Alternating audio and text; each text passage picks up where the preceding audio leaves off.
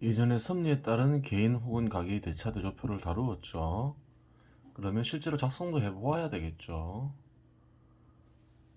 물론 특정 개인의 것을 다룰 수는 없고 사회적으로 인식되는 대차 대조표를 작성해 볼 거예요. 그 전에 저번 시간에 소득과 가구원 수의 관계를 다루었죠.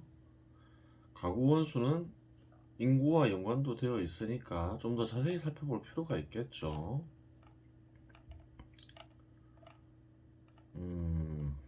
저번 시간에 뭐라 했나요? 소득이 증가하면 가구원 수가 증가할 수 있음을 언급을 했죠. 다시 한번 그 부분에 대해서 확인해 보도록 하겠습니다. 2021년 소득과 가구원 수의 관계를 보겠습니다. 최근에는 소득을 5분위로 나눠서 소득별로 분위별로 소득을 구하죠. 분위가 올라갈수록 소득이 높아지죠. 그래요. 1분위 평균 경상소득은 1286만원이에요. 경상소득은 뭔가요? 일반적으로 얻는 소득을 가리키죠. 재산소득이나 근로소득, 사업소득과 같이 일반적으로 사람들이 얻는 소득을 가리키죠. 비경상소득도 있겠죠. 뭐 어떤 게 있을까요? 뭐 복권에 당첨되거나 뭐 그런 게 있겠죠. 돈을 줬거나.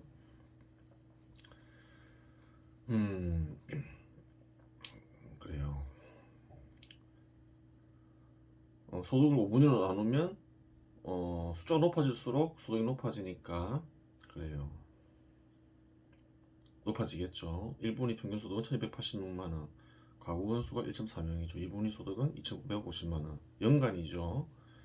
2.1명. 3분위는 4844만원, 2.7명이죠. 어떤가요? 소득이 높아질수록 그래요. 가구원 수가 증가하고 있음을 알 수 있어요. 7325만원이면 3.2명, 또 그 정도가 높아졌죠. 1억 4208만원이면 3.6명, 또 더 높아졌죠. 소득이 높아짐에 따라서 가구원 수가 증가하고 있음을 알 수 있어요. 이렇게 그래프로 나타낼 수도 있겠죠. 1분위, 2분위 소득이 높아질수록 어떤가요? 가구원 수는 증가하고 있음을 알 수 있어요. 2021년만 그런 게 아니에요. 다른 해에도 마찬가지겠죠. 한번 볼까요? 하나만 더 살펴보면 되겠죠. 2003년도를 살펴볼게요. 2003년도에는 월 소득 구간별로 이렇게 가구원 수가 나와 있어요. 월 소득 100에서 150만 원. 이 경우에는 이제 연간 경상소득이 1,409만 원이에요. 3.1명이죠. 월 소득 150에서 200만 원 사이는 연간 경상소득이 2천만 원이에요. 물론 평균값이에요. 3.37명이죠. 그래요. 소득이 증가함에 따라서 가구원 수가 증가하고 있음을 알 수 있어요. 2,571만 원일 때는 3.52명 또 증가했죠. 또 소득이 증가하니까 가구원 수가 증가하죠. 또 볼게요.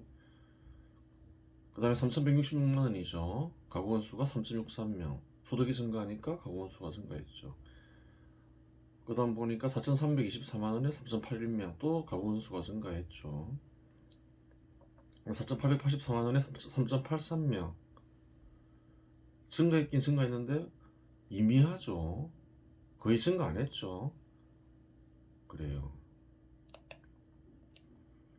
이게 숫자가 좀 바뀐 것 같네요. 하여튼 4,300만 원 넘어가니까 가구원 수가 거의 바뀌지 않는다는 사실을 알 수 있죠.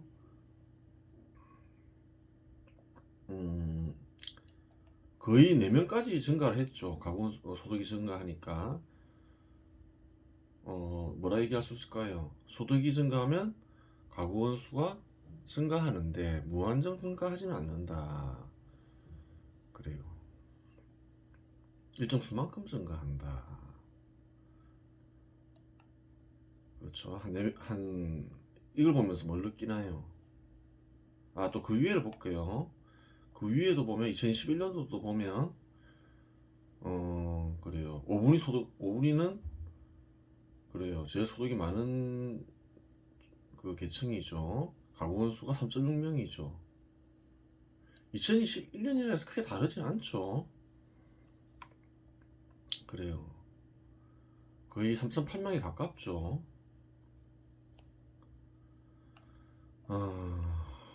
그래요. 여기서 무엇을 느낄 수 있나요? 사회 도면이죠. 사람들은 가족을 형성하면서 살죠. 소득이 증가한 그래요. 소득이 증가하면 무슨 뜻일까요? 소득이 충분하면 가족을 4명 정도 형성하고 싶어 하는구나. 그것을 알 수가 있는 거죠. 그래요. 객관적으로 이 통계 자료에 나오잖아요. 2021년도에도 보면 소득이 증가하니까 3.6명까지 증가하잖아요. 어쨌든 보면 연도별로 보면 소득이 증가하면 가구 원수가 증가하죠. 2021년도도 그렇고 2003년도도 그렇고. 그런데 소득이 증가하면 무조건 가구 원수가 증가한다. 그렇게 얘기하면 안 돼요. 물론 이제 여기 한계가 있죠. 일정 수만큼 증가하는 거죠. 소득이 많다 해서 5명, 10명, 20명 이렇게 되지는 않는 거죠. 5명까지 될 수 있겠죠. 근데 10명, 20명, 30명 되기는 어렵죠. 소득이 증가한다 해서 일정 수만큼 소득이 증가할 수 있다 이렇게 얘기하는 거죠. 근데 어떤 부분이 있냐면 한번 연도별로 볼게요. 2003년도에는 경상소득이 3,110만 원이에요. 가구원 수가 몇 명인가요? 3.48명이죠.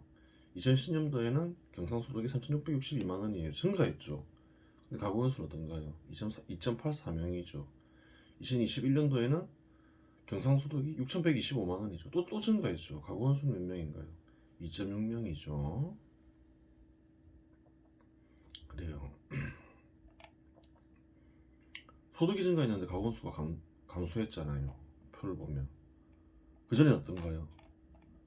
어떤 경우든 간에 2021년도건 2003년도건 소득이 증가하면 가구원 수가 증가했잖아요. 근데 연도별로 보니까 어떤가요? 소득이 증가했는데 가구원 수가 감소했잖아요. 어떤 의미가 있을까? 그렇게 생각할 수 있겠죠. 근데 여기 한 가지를 넣으면 또 달라지죠. 가계지출을 넣으면 어떻게 될까요? 가계지출 볼까요? 경상소득이 증가하는데 가계지출 역시 증가했죠. 지출과 소득과 그래요. 3,110만원, 2,668만원, 2,300만원. 2010년도에 경상소득이 증가하죠. 3,661만원. 가계지출도 증가하죠. 3,111만 7천원 증가하죠.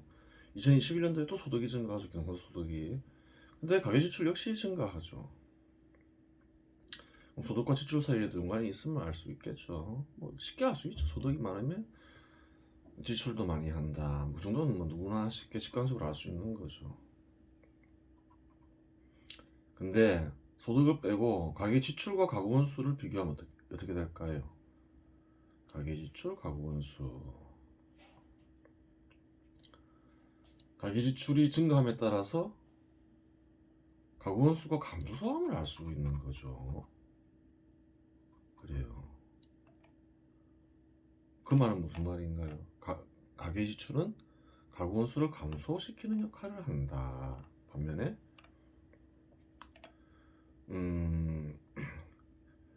일정 시점에서는 비용이 일정하겠죠. 그래요. 일정 시점에서는 비용이 일정해요. 그 경우에는 소득이 증가하면 가구원 수가 증가함을 할 수 있죠. 그래요. 소득과 가구원 수는 정비례 관계에 있고 가계지출과 가구원 수는 반비례 관계에 있다. 그렇게 할 수 있죠. 소득이 많으면 한 4명 정도 가족을 형성하고 싶어 하면 알 수 있죠. 통계 자료를 통해서. 가구원 수가 감소하는 이유는 뭘까요? 평균적으로는 장기가 있어서 소득이 증가했지만 가계지출을 감당하지 못하는 가구가 많다는 거죠. 4명을 형성하지 못할 정도의 그래요. 4명 정도의 가족을 형성하지 못할 정도로 가계 비용 지출이 증가한 가구들이 많다는 걸 의미하겠죠. 그래서 가구 원수가 평균적으로 감소했음을 알 수 있겠죠. 어떤 결론을 낼 수 있나요, 그러면? 뭐 가계 지출이 증가하는 이유는 여러 가지가 있겠죠. 그걸 일일이 따지지는 않겠어요. 생활 수준이 높아서 가계 지출이 증가했을 수도 있고, 그래요. 뭐 여러 가지 이유가 있을 수 있어요. 문명이 발전하면 생활 수준도 높아지잖아요.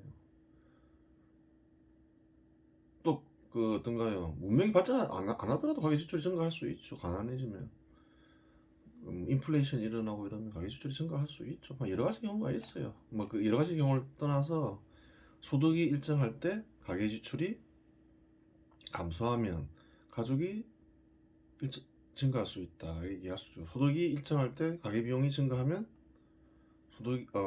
가족 원수가 감소할 수 있다 그렇게 얘기할 수 있겠죠. 반대로 가계 지출이 일정할 때 소득이 증가하면 가구 원수가 증가할 수 있다. 또 반대로 가계 비용이 일정할 때 소득이 감소하면 어떻게 되나요? 가구 원수가 감소할 수 있다. 그것을 알 수가 있겠죠. 그래요. 이렇게 정리하도록 하겠습니다. 그 다음에 대조표를 작성해 봐야 되겠죠. 대조표는 어떤 항목들이 있나요? 필수 생존수단도 있고 욕망 충족수단도 있고 필수 욕망 충족수단도 있고 사치 생존수단도 있고 사치 욕망 충족수단이 자산에 있죠. 부채에는 대여자본 부채도 있고 기타 부채도 있죠. 여러 가지 항목들로 있죠. 순자산에는 자본금과 순이익 우선권이 있죠. 근데 이걸 작성할 수 있을 정도의 통계 자료가 있을까요? 없겠죠. 우리 없어요.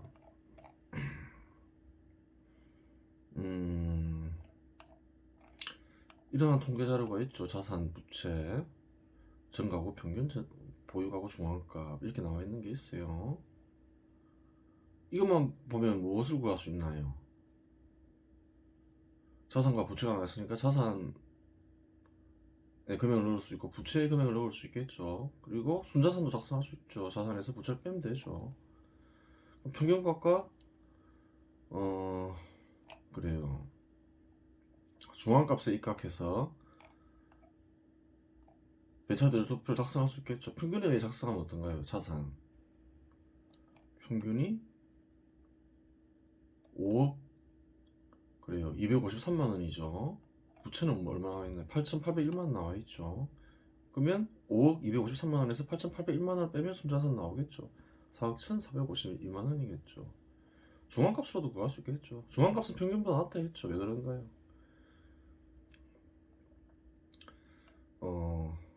높은 자산을 가진 가계가 많으면 평균 그래요. 중앙값보다 높은 곳에서 평균 형성될 수 있음을 저번에 언급했죠. 중앙값으로 따지면 자산이 2억 8,480만 원 적을 수 있고 부채는 6,792만 원, 순자산은 2억 1,688만 원 이렇게 적을 수 있어요.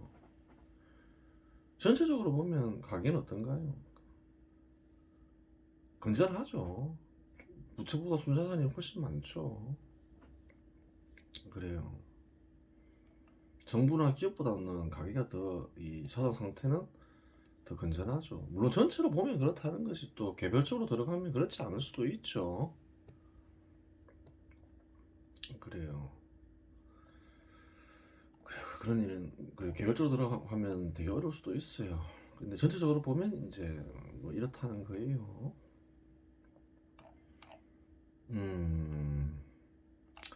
그런데 재밌는 항목이 있어요. 좀 더 자세하게 작성할 수 있는 방법이 있어요. 너무 간단하죠. 이렇게 하면 정확하게 대조표가 작성이 안 되죠. 간단하게라도 왜 그런가요? 자산에는 무형 자산도 있다 했죠. 무형 자산이 어떤 자산이라 했나요? 직장과 기술과 같은 것도 자산으로 평가할 수 있다고 그랬죠. 그래요. 실제로 이런 무형 자산이 편입이 되면 자산은 더 커지겠죠. 또 순자산이 또 더 커지겠죠. 기술이나 직장이 부채는 아니잖아요. 인간의 능력도 어떤가요? 자산을 형성하는데 기여함을 알 수 있어요. 그 주관적인 거 아니냐? 아니죠. 기술 능력 있으면 그래요. 소득을 발생시키잖아요. 소득을 발생시키면 기본적으로 가격을 지니게 되는 거죠. 그래요. 다 그렇죠. 토지매도 그렇잖아요. 토지를 빌리려고 하면 그 소득을 발생시키는 토지를 빌리려고 하면 그래요. 임대료를 내야 되고 또 살려면 또 돈을 지불해야 되겠죠. 가격이 다 있는 거죠. 원래 소득을 발생시키는 대상에는 가격이 생겨나요. 그렇게 되는 것이고 그래요. 그런데 2006년도 자료를 보면 부동산 평가액이 나와 있어요. 자산별로 부동산 평가액이 나와 있어요. 뭐 예를 들어서 소득이 2천만 원에서 2,990만 원, 2,999만 원 사이에서는 총자산이 1억 9,500만 원 가까이 되고 순자산이 1억 5천만 원 가까이 되고 부동산 평가액이 한 1억 3천 정도 된다. 이런 통계 자료가 있어요. 물론 2021년도에는 이런 자료가 없죠. 그래요.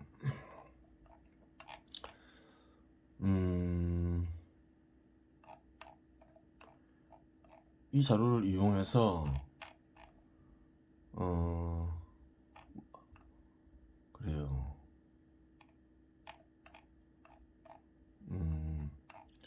작성할 수가 있겠죠. 그래요. 통계청에 이런 자료가 있어요. 이 자료는 뭐냐면 통계청 연간소득계층별 자산 현황이죠. 이 자료를 가지고 이런 표를 만들었죠. 구간별로 총자산, 순자산, 부동산 평가액을 적었죠. 이 총자산은 이제 소득 구간에 있는 평균 자산을 가리키겠죠. 순자산은 또 다 평균값이겠죠. 그래요.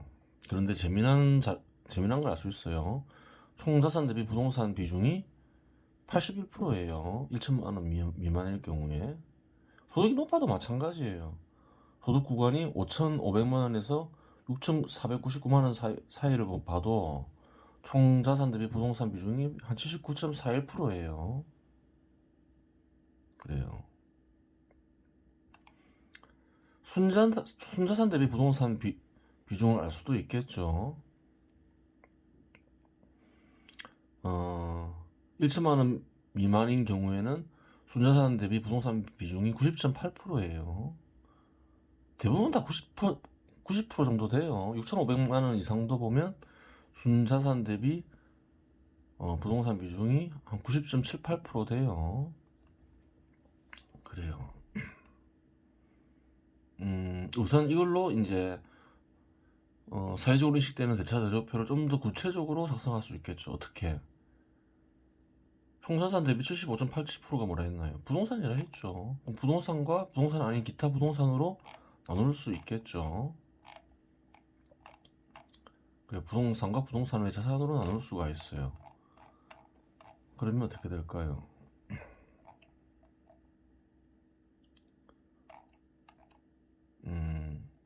이렇게 작성할 수 있죠. 자산, 부동산 3억, 자산에는 부동산과 부동산 외 자산이 있죠. 부동산 외 자산이 더 낫겠죠.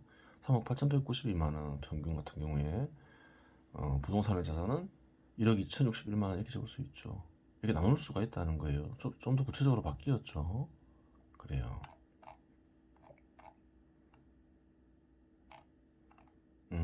그렇게 작성할 수가 있어요. 재미난 거는 한국 전체 가계 평균 자산의 역사를 보면 어떤가요? 한번 볼 필요가 있겠죠. 연도별로 보면 2006년도에 순자산만 볼게요. 2억 4천만 원. 2010년도에 2억 3천만 원. 순자산이 감소했죠. 2015년도에는 2억 8천만 원 증가했죠. 2020년도에는 3억 6천만 원. 2021년에는 4억 1천만 원. 계속 증가했죠. 재미난 게 뭔가요? 2010년도에 감소했죠. 왜 그럴까요? 대한민국 국민들 재산은 다 무엇이 형성하고 있나요? 거의 90% 가까이 부동산이 형성하고 있죠.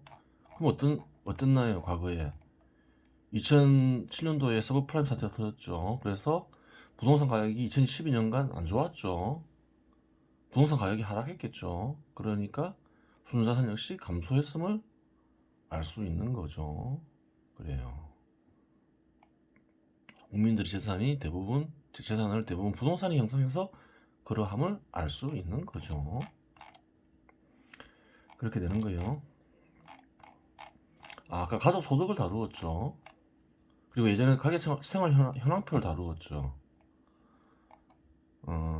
가족 도형도 다루었죠. 이걸 가지고 새로운 경제 도면을 하나 만들 수가 있겠죠. 이거만 볼게요. 이게 무슨 뜻인가요? 플러스 마이너스는 남자 여자 만났다.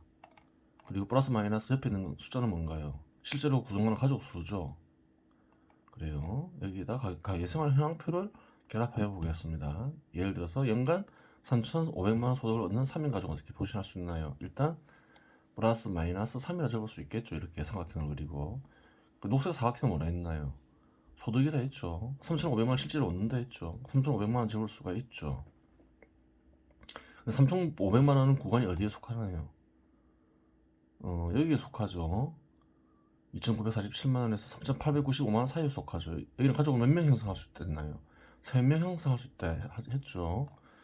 그럼 3,500만원에 3을 적으면 되겠죠. 3은 뭔가요? 3명을 형성할 수 있다는 거죠. 근데 위에 3이죠. 어떤가요? 적합하죠. 동그라미 칠 수 있는 거예요. 2명도 동그라미 칠 수 있겠다는 거죠. 그럼 동그라미는 무슨 말인가요? 소득이 충분하다. 그 말인 거죠. 그럼 연간 3,500만원 소득을 얻는 5인 가족은 어떻게 표시할 수 있을까요? 가족이죠. 삼각형은 플러스 마이너스 5조 실제로 5명이 있다. 3,500만원 얻었다. 근데 3,500만원 뭔가요?